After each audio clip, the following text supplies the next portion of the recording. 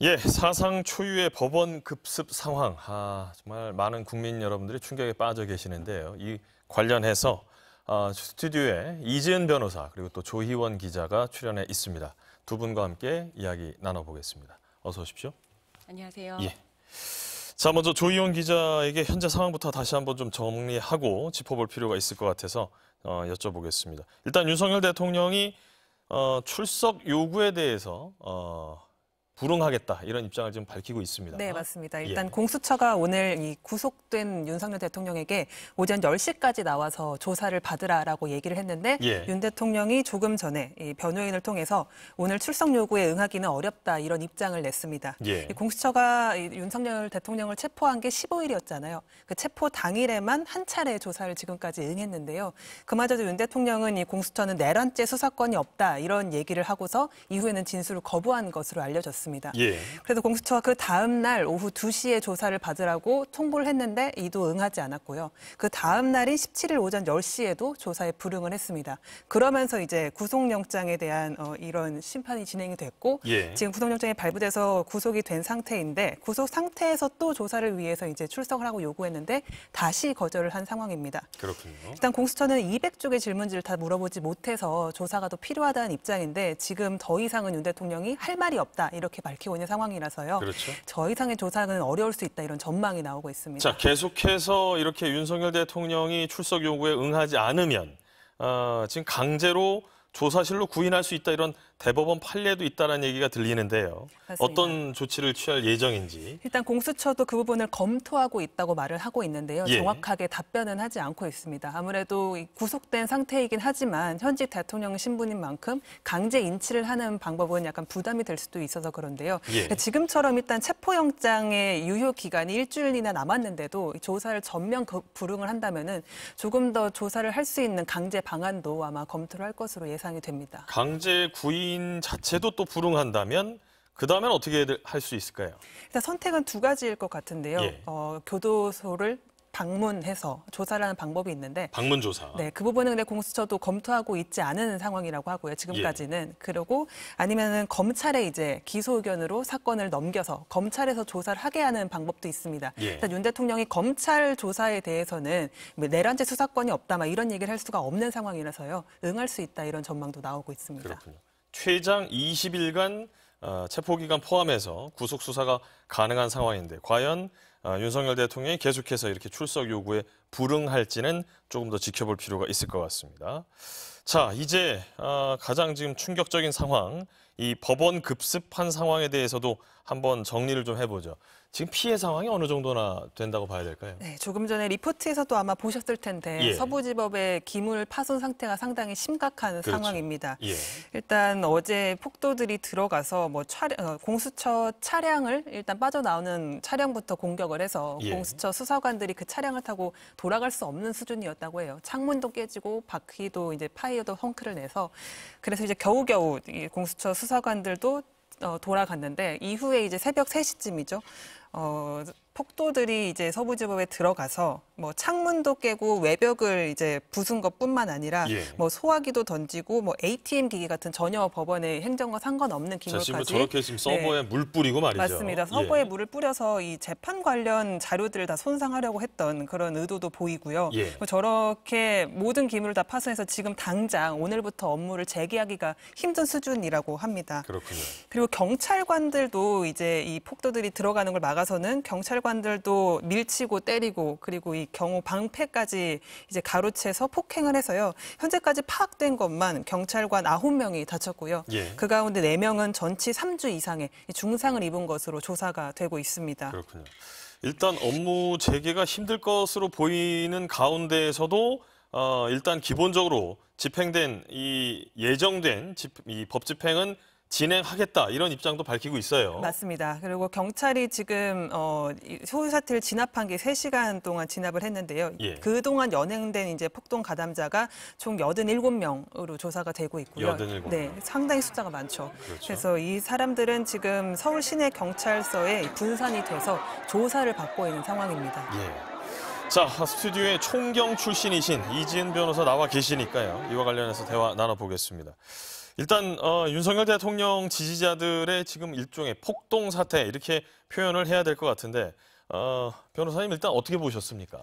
정말 법치주의 국가, 민주주의 국가에서는 절대 있어서는 안 되는 범죄다라고 생각을 합니다. 예. 엄격하고 단호하게 처벌을 해야 되고요. 어떠한 관용도 베풀어져서는 안 된다고 생각을 합니다. 그렇군요. 폭력으로 사법부의 판단에 어떤 영향을 미칠 수 있다라는 생각 자체를 허용을 해서는 안 됩니다. 예.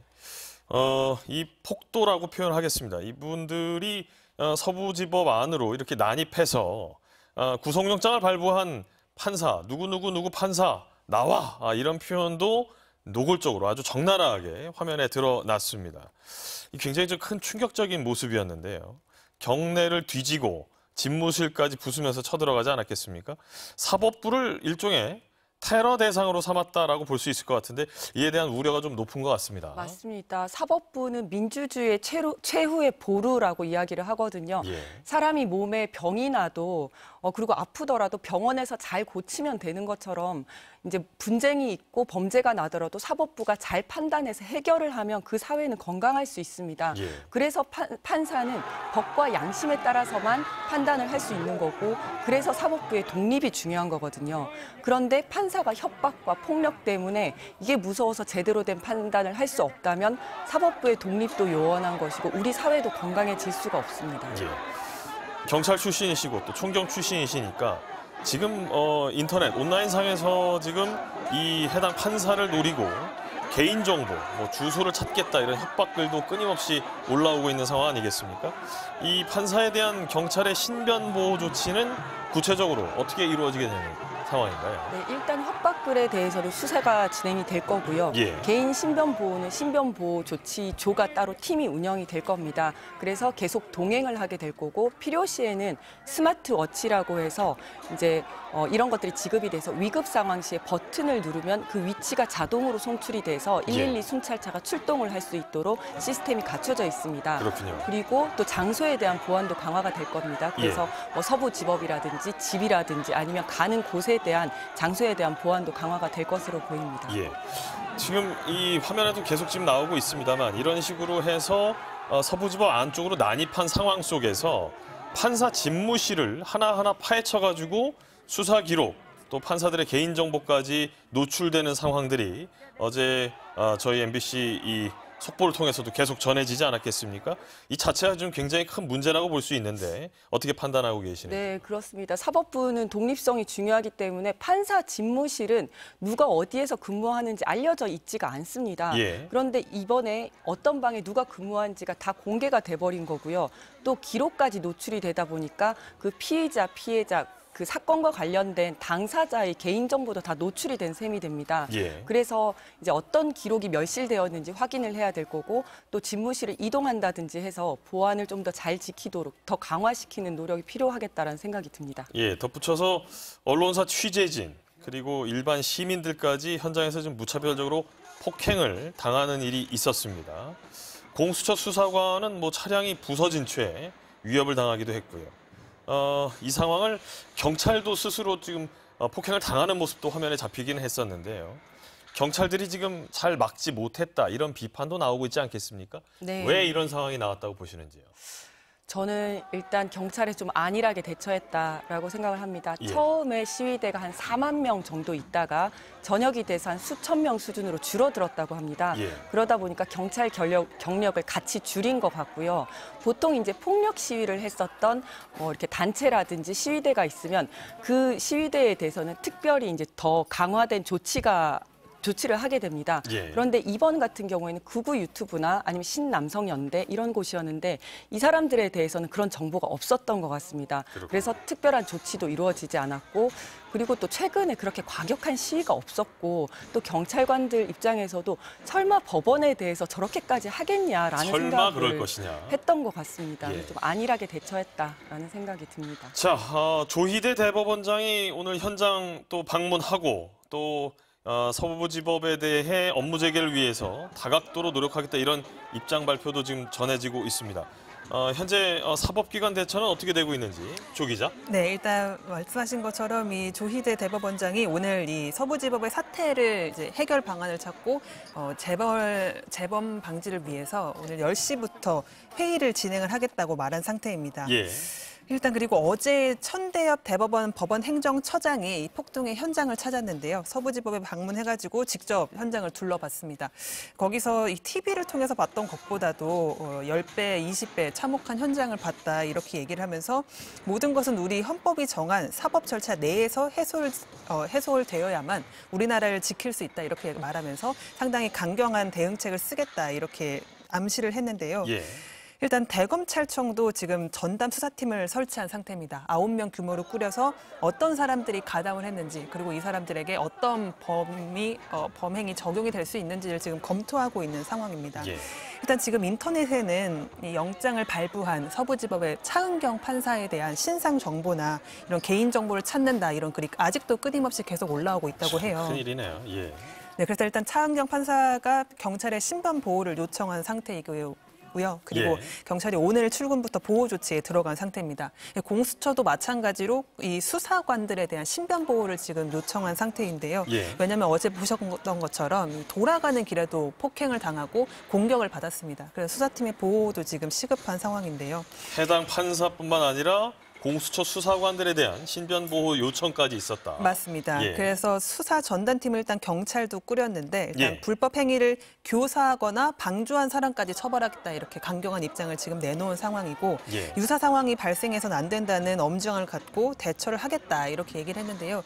일단 당장 내일 윤석열 대통령에 대한 탄핵 심판 3차 변론이 있습니다. 그렇죠. 그래서 어제도 또 일부 시민들이 구후 단체들이 법원까지 헌법재판소에 또 행진하는 그런 일도 있었는데요. 당장 내일 이제 있을 탄핵 변론에도 조금 더 보완을 강화해서 인력을 투입할 것으로 예상이 되고 있습니다. 예. 탄핵 심판 관련된 쟁점 부분은 잠시 후에 또 다시 짚어보도록 하겠고요. 조희원 기자 이야기를 지금 들어봤는데 천대엽 대법원 이 법원 행정처장이 이야기했던 것처럼 TV로 본 것보다 10배, 20배 참혹하다 이렇게 이야기를 했습니다. 이진 변호사께서 보시기에 검찰과 경찰도 지금 엄중 대응하기로 했는데 이 폭동 가담자들 어떤 처벌을 받게 될지 한번 좀 정리해 주시면 좋을 것 같습니다. 네, 이 폭도들이 지위를 통해서 조직적으로 법원에 대한 폭동을 일으켰다면 내란죄가 될 수 있고요. 내란죄. 네, 만약에 우발적으로 그 상황에서 폭동을 일으킨 거라면 소요죄가 될 것입니다. 예. 그리고 단체로 법원에 이제 침입을 했기 때문에 특수주거 침입, 요거는 실형밖에 없습니다. 벌금형이 없는 중죄입니다. 예. 특수주거 침입이 될 거고요. 경찰의 공무집행을 방해한 데다가 다치게까지 했기 때문에 그 피의자들에 대해서는 특수공무방해 치상이 적용이 될 겁니다. 예. 아울러 법원 집기류를 파괴하고 파손한 것은 공용물 파괴죄. 에 해당을 하고요. 그 내용을 보니까 CCTV 관제실에 가서 CCTV 랜선을 뽑고 물을 뿌려가지고 CCTV가 작동하지 않도록 했더라고요. 그런 부분은 증거인멸죄가 또 적용될 수 있습니다. 예. 그리고 담당 판사를 체포하겠다면서 이제 막 돌아다니고 수색을 하지 않았습니까? 그렇죠. 이런 것들은 그 부분이 불법. 제일 좀 영화 같은 좀 무서운 그런 그럼요. 상황이었어요. 네. 너무나 다행히 담당 판사가 먼저 그 현장을 뜨는 바람에 이제 그런 이렇게 불미스러운 사고는 없었는데 예. 그런 경우에는 불법 체포 미수죄가 해당이 될 것입니다. 예. 특히 이제 제일 많이 나오는 얘기가 이제 내란죄냐 소요죄냐 이런 표현들을 좀 하고 있습니다. 이 처벌 수위가 어느 정도나 된다고 봐야 될까요? 내란죄의 경우에는 내란 수괴에 해당할 경우에는 사형과 무기징역, 무기금고밖에 없는 가장 중죄라고 할 수 있습니다. 예. 그리고 부하 수행자가 있고 주요 임무 종사자가 있는데 주요 임무 종사자 같은 경우에도 5년 이상이고요. 소요죄도 제가 정확한 이렇게 법정형은 모르겠지만 굉장히 중한 죄에 해당이 됩니다. 그렇군요.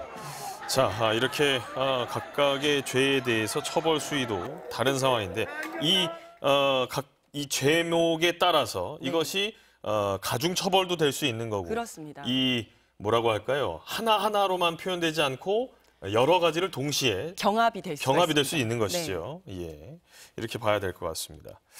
자, 국민 저항권이 먼저다. 또 석방될 수 있다. 이런 이야기를 하는 극우 유튜버들이 있다라고 지금 전해지고 있습니다. 이에 대해서도 좀 정리 좀 해주시죠. 맞습니다. 이 국민 저항권을 얘기한 사람은 이 사랑제일교회 정광훈 목사입니다. 예. 이 정광훈 목사는 극렬 지지자들을 모아서 이 집회에서 계속 부추기는 선동성 발언을 이어가고 있는데요. 예. 국민 저항권이 시작이 됐기 때문에 윤석열 대통령을 우리가 구치소에서 데리고 나올 수 있다. 국민 저항권이 헌법보다 우선이다. 이런 말을 하고 있습니다. 그러니까 이 국민 저항권은 그런데 보시면 헌법에 모든 권력은 국민에서부터 나온다. 그러면서 4.19 민주화 운동의 정신을 계승한다. 이 말이 근거가 되는 조항이거든요. 예. 그러니까 독재에 항거하는 국민들의 저항권을 이제 얘기를 하는 건데 이거를 독재를 한 윤석열 대통령을 지지하는 사람들이 언급을 하고 있는 겁니다. 그리고 석방이 될 수 있다, 석방이 될 거다. 이 말은요, 국민의힘 윤상현 의원이 이 폭도들을 이제 석방이 될 수 있을 거다 이렇게 얘기한 내용인데요. 예. 윤상현 의원이 어제 그 영장 심사가 이제 진행되고 있는 시간이 그제네요. 법원 앞에 나타나서 이제 법원 내부 침입한 사람들을 언급을 하면서 이 17명의 젊은이들이 담장을 넘다가 유치상에 구속이 됐다고 한다. 그런데 곧 훈방이 될 거라고 저는 본다. 이렇게 얘기를 했습니다. 예. 그래서 윤상현 의원이 이렇게 얘기하니까 이 극우단체 집회 내에서 그리고 이 우파 성향의 인터넷 커뮤니티를 통해서 윤상현 의원님이 경찰서장과 통화를 했다더라. 그러면서 윤상현 의원님 법률 검토를 해봤는데 다 잘 될 거라고 했다더라. 체포되면은 윤상현 의원님께 연락을 하면은 우리는 훈방될 거다. 막 이런 얘기들이 급속도로 퍼지기 시작을 했습니다. 예. 그래서 영장이 발부되니까 순식간에 보신 것처럼 시위대가 이 법원으로 몰려 들어갔는데요.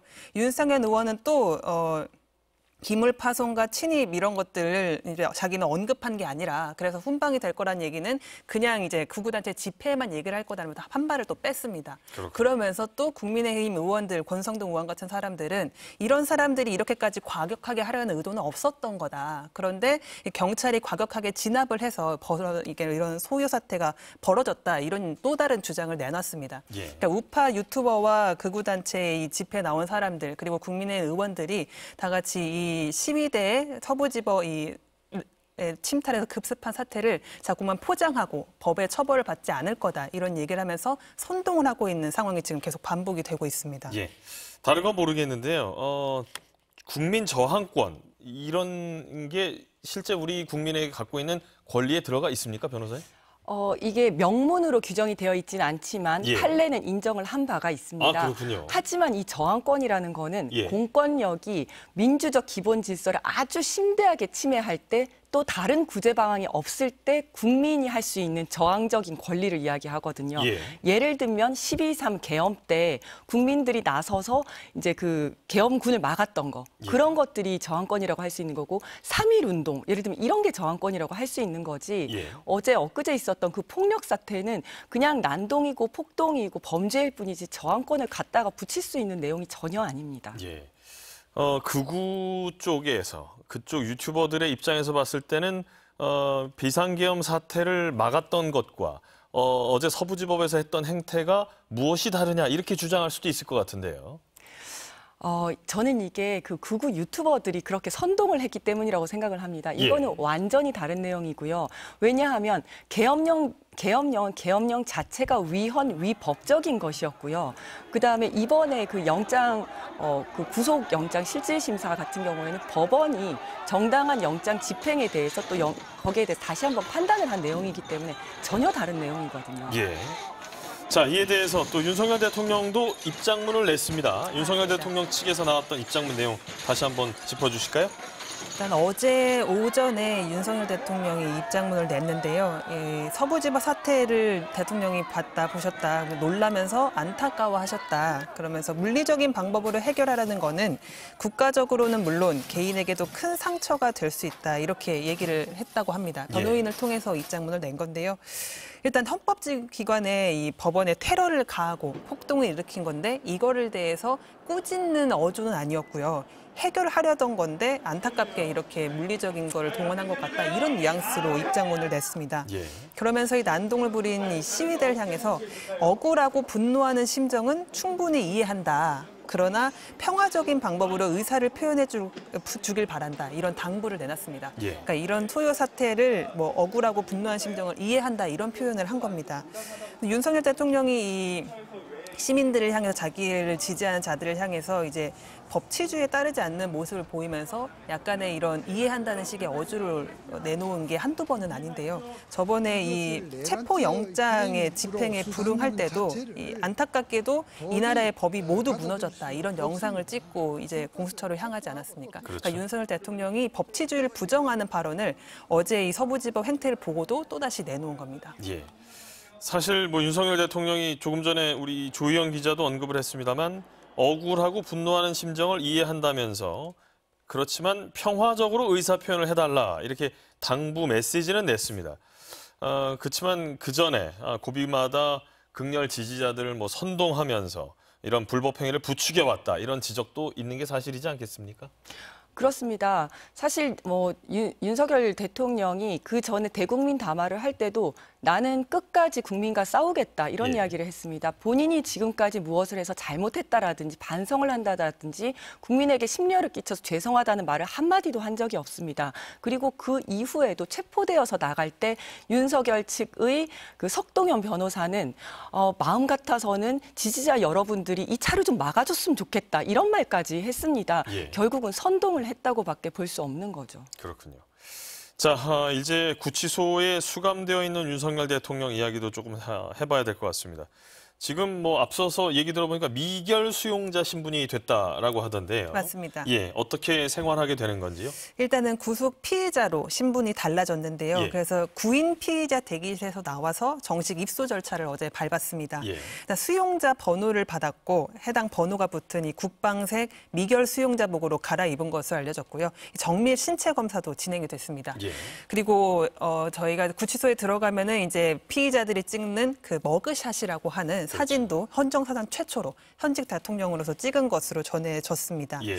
그러니까 윤석열 대통령 그리고 수용동에 이 독방을 배정받은 것으로 알려졌는데요. 지금 저희가 조금 더 확인 중이긴 한데 일단 이 법무부에서는 윤석열 대통령의 방을 제외한 이 주변에 한두 개 정도의 독방을 비울 예정이라고 합니다. 예. 그래서 윤석열 대통령을 전담하는 교도관들이 지내는 곳으로 쓰려고 한다고 하고요. 예. 그리고 2인 1조로 이제 감시를 하고 그리고 이 김성훈 경호처 처장이 24시간 정도 상주를 하면서 왔다 갔다 하면서 경호를 할 수 있도록 이제 조치를 취할 예정이라고 알려지고 있습니다. 예. 윤석열 대통령이 이 묵을 독방의 크기는 한두 평 정도, 3평까지 되는 방이라고 하고요. 이 방은 이 박근혜 전 대통령이 구치소에 수용이 됐었을 때 묵었던 독방과 비슷한 크기로 알려져 있습니다. 예.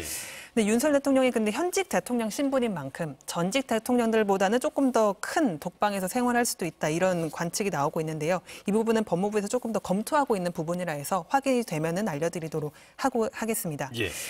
이 독방, 앞서서 저도 뭐 언급을 했습니다만 체포기간 포함해서 최장 20일간 구속 수사가 가능하다 이렇게 말씀을 드렸는데 열흘 정도는 지금 기소권 있는 검찰에 신병을 넘겨야 되지 않겠습니까? 맞습니다. 다음 달 초쯤에 이르면 다음 달 초쯤에 이제 검찰이 기소할 것이다 이런 얘기도 나오는데 말이죠. 맞습니다. 일단 공수처가 체포영장을 집행한 게 15일이었잖아요. 예. 15일부터 이제 열흘 동안 수사를 할 수 있는 건데요. 이 체포 적부심을 청구를 하면서 그 기간이 한 이틀 정도 더 늘어난 상태입니다. 예.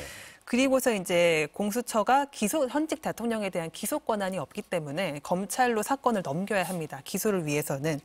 그래서 이 두 기관이 앞서 이제 윤석열 대통령을 체포하기 전에 합의한 기간이 공수처가 열을 조사하고 검찰이 열을 조사한 다음에 이제 기소를 하든 뭐 이렇게 결정을 내자라고 했는데 공수처가 이제 이번 주 안에 윤 대통령 조사를 마무리하고 다음 주 초쯤에 이제 검찰로 넘기면은 예. 검찰이 또 열흘을 조사를 한 다음에 구속을 만기하고 기소를 하는 게 다음 달 5일 정도 예. 전후 정도로 이제 예측이 되고 있습니다.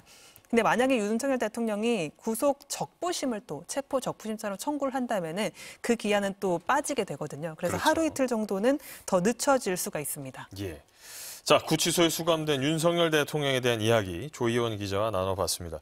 이재은 변호사께도 같이 좀 여쭤보도록 하겠습니다. 일단 윤석열 대통령 측에서는 네. 지금 뭐 이렇게 수감된 상황에서 증거인멸이 가능하겠냐라고 항변해 오지 않았겠습니까? 네. 변호사님 보시기에 타당한 주장이라고 보시는지요? 전혀 그렇지 않다고 봅니다. 저희 수사기관에서 그리고 이제 재판부에서 증거인멸 우려가 있는지를 판단할 때는 사실 그 미래에 대해서 판단하기 힘들기 때문에 지금까지 해온 행태에 비추어 봐서 앞으로 그럴 가능성이 있는지를 판단을 하게 됩니다. 예. 그런데 이제 윤석열 대통령은 지금까지 뭐 휴대폰을 바꾼다든지 텔레그램에서 탈퇴를 한다든지 하는 식으로 증거 인멸을 계속 해왔고요. 그리고 이번에 탄핵 심판 답변서에서도 뭐 포고령은 내가 잘못한 게 아니라 김용현 전 장관이 잘못 뺏겼다라든지 이번에 영장실질심사에서도 최상목 대행에게 준 쪽지에 대한 질문을 받으니까 그거 내가 썼는지 아니면 김용현 전 장관이 썼는지 잘 모르겠고 기억이 나지 않는다라는 식으로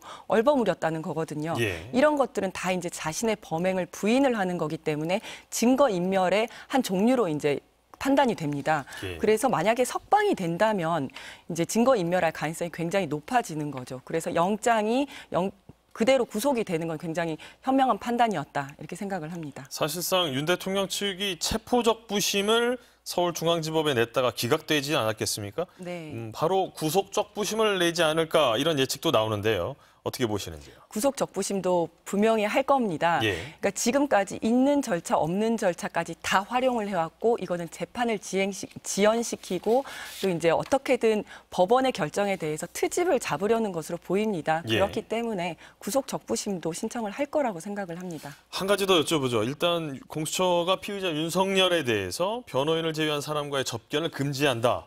이런 내용의 피의자 접견 등 금지 결정서 이것을 지금 서울구치소에 송부했습니다. 네. 얘기를 들어보니까 김건희 여사를 비롯한 가족 등의 접견도 금지된다고 들었는데 왜 이런 그렇습니다. 조치를 하게 됐을까요? 수사기관은 도주 우려나 증거인멸 우려가 있는 경우에는 변호사가 아닌 비변호인의 경우에는 예. 이제 이렇게 접견을 금지를 할 수가 있습니다. 예. 근데 윤석열 대통령은 이미 도주 우려와 증거인멸 우려가 이제 염려가 돼서 인정이 돼서 구속영장이 발부가 된 상황이고요. 예. 더구나 지금은 아직 내란의 전모가 밝혀지지 않아서 누가 공범이고 누가 공범이 아닌지가 확실하지 않은 상황입니다. 그렇군요. 예를 들어서 장관들이 대통령을 접견하러 왔는데 이게 정말 위로를 하기 위해서 온 건지 아니면 공범으로서 말을 맞추기 위해서 온 건지 확인이 안 되는 거거든요. 그렇기 때문에 그러니까 그 여부를 알 수가 없기 때문에 일단 변호인이 아닌 경우에 접견을 금지하도록 한 결정은 저는 잘했다라고 생각을 합니다. 예. 거기에 덧붙여서 지금 구속 11시간 반 만에 옥중에서 윤석열 대통령이 입장문을 또 내지 않았겠습니까? 계속해서 법적 대응을 하겠다 이렇게 예고하는 것처럼 비춰지고 있는데요. 구속적부심 얘기도 했으니까 혹시 보석 신청을 할 수 있는 건 아니냐 이렇게도 지금 보고 있습니다. 어떻게 보시는지요? 보석 신청도 할 겁니다. 아. 그런데 보석 신청을 할 경우에 특별한 요건이 없으면 보석 신청을 받아들이도록 되어 있습니다마는 예. 예외 조항에 내란 죄를 저지른 혐의가 있는 경우에는 그 요건에서 예외가 됩니다. 하지만 그럼에도 불구하고 필요한 경우에는 보석을 또 허용을 해주도록 돼 있거든요. 예. 그렇기 때문에 이제 윤석열 대통령 측에서는 보석도 분명히 신청을 할 거다. 저는 이렇게 생각을 합니다. 그럼 거꾸로 윤석열 대통령 체포를 저지한 혐의를 받고 있었던 이 대통령 혐오처의 김성훈 차장 있지 않습니까? 네. 경찰 구속영장이 지금 검찰에서 반려가 됐습니다. 이건 왜 그런 상황이 발생했다고 보시는지요? 저는 도저히 납득을 할 수가 없는데요. 예. 검찰에서 반려가 됐는데 검찰에서는 이미 대통령이 이제 구속이 된 상황이고 또 예. 자진 출석을 했기 때문에 김성훈 차장 같은 경우에는 뭐 이제 구속을 할 필요가 없다 이렇게 판단을 하고 있는 것 같습니다. 예. 하지만 저는 이 결정에 대해서 납득을 할 수가 없는 게 구속영장의 발부 사유는 도주 우려나 증거인멸 우려입니다. 그런데 그렇죠. 이 김성훈 차장은 벌써 3번이나 소환 조사에 불응해서 체포영장이 발부된 상태인데다가 예. 조사하러 나올 때 휴대전화도 가지고 나오지 않았습니다. 이거는 압수가 안 되려고 안 가지고 나온 거거든요. 증거인멸 우려가 인정이 되는 거죠. 예. 심지어 이 사람은 특수공무집행방해의 주동자입니다. 그리고 경호처의 다른 공범들에게 증거인멸을 지시할 수도 있는 지위에 있거든요. 예. 그래서 구속영장이 법원에서 기각된 것도 아니고 법원에 청구도 되지 않은 채 검찰에서 반려했다라는 것은 좀 납득하기 힘들다. 이렇게 생각을 합니다. 그렇군요. 자, 마지막 질문입니다. 공수처에서 사건을 이제 넘겨받을 검찰이 수사가 끝나면은 서울중앙지법에 윤석열 대통령을 이제 기소하지 않겠습니까? 네. 기소 이후에는 최장 6개월까지 구속할 수 있다 이렇게 알려져 있는데요. 언제쯤 윤석열 대통령 이 내란 혐의에 대해서 첫 번째 선고가 날 거라고 보시는지요? 1심 선고는 한 8월 초 정도가 될 겁니다. 8월 초. 네, 왜냐하면 1심의 경우에는 6개월 동안 이제 구속 기간에 제한이 있습니다. 예. 6개월을 넘어가면 풀어줘야 되기 때문에 그 전에 아마 선고를 하게 될 것이다. 그런데 기소는 2월 초에 될 거기 때문에 그 기간을 합치면 아마 8월 초 또는 그 이전이 될 것 같습니다. 예, 이렇게 해서 윤석열 대통령의 수감된 상황에 대해서 우리 또 변호사님과 이재현 변호사님과 이야기를 나눠봤고요. 마지막으로 조 기자, 내일 이제 윤석열 대통령 탄핵 심판 3차 변론이 있습니다. 주요 쟁점 정리해 주시죠. 일단 윤 대통령 측이 지난 2차 변론 때 어떤 주장을 했냐면요. 계엄의 정당성을 따지려면 부정선거의 실체를 밝혀야 한다 하면서 이 부정선거에 대한 조사와 이 탄핵 심판 진행이 필요하다는 주장을 했습니다. 예. 그러면서 이 부정선거 의혹 때문에 국가 비상사태에 준하는 상황이었고 그래서 계엄을 선포할 수밖에 없었다 이런 얘기를 하면서 이제 증인들을 신청을 했습니다. 그래서 이 선거연수원에 체류를 했던 중국 국적의 사무보조 명단 그리고 국정원 대통령실에 이 선관위 보안정황 관련 문서 등을 재판부가 확보를 해서 살펴봐달라 이런 주장을 했습니다. 예. 그래서 이 부정선거론의 실체를 가리기 위해서 이제 증거를 확보하겠다는 윤 대통령 측의 요청을 헌재가 일부 이제 받아들인 상황이고요. 그래서 3차 변론에서도 이 부분이 중점적으로 이제 쟁점이 될 것으로 보입니다. 예. 자, 이렇게 해서 스튜디오에서 조희원 기자, 이재현 변호사와 현재 상황 이야기 나눠봤습니다. 수고 많으셨습니다. 감사합니다. 고맙습니다.